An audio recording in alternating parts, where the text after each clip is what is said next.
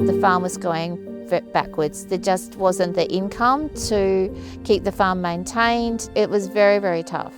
And then in 2016, my brother, who was running the farm, things had got culminated to such a point where he was no longer on top of things.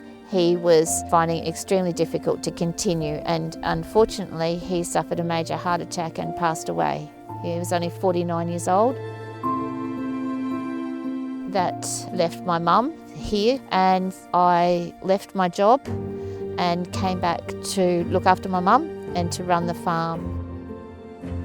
While it was a big decision, it was a no-brainer. It was incredibly hard. Not only was it very grief-filled, it was just an incredible amount of work. In November, there was a financial meeting, and in that financial meeting, I was advised my position was very precarious, that really my choices were, to lease or to sell. Basically, the information was I wasn't going to make it. And I think that was the most overwhelming point for me. I was already fatigued from doing all the jobs and getting to where I was, and then knowing that that was my very real reality.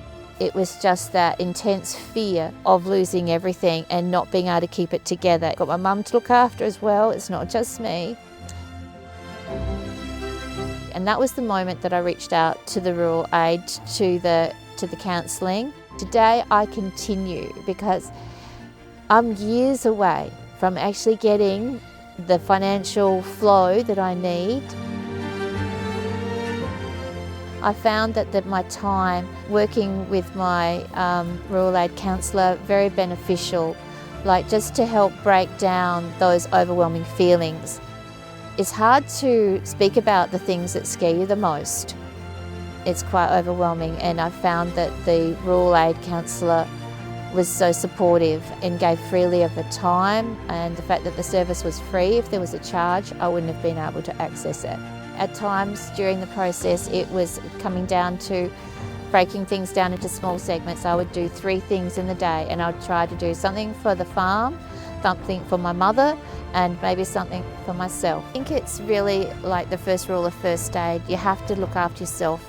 And the thing is, I was overwhelmed with the intense fear of I'm not going to be able to make this, I'm going to lose. You have to stop at that point. You have to find some time to talk. It's a very trusted connection as well.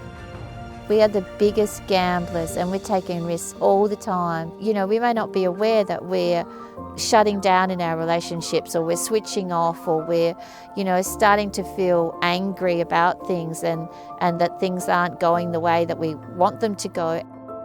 It's a lifestyle that we're enduring, and it's actually quite difficult to acknowledge the fears, to acknowledge the anxieties, to acknowledge the concerns.